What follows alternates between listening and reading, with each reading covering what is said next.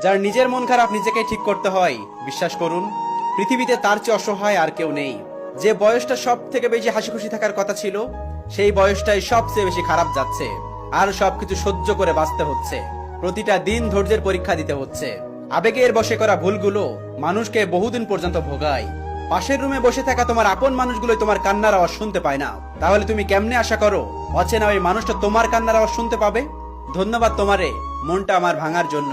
আজকে আমাকে পর করে আপন করেছো অন্য জনকে। আমিও দেখতে চাই সে কতদিন আপন করে রাখে তোমাকে।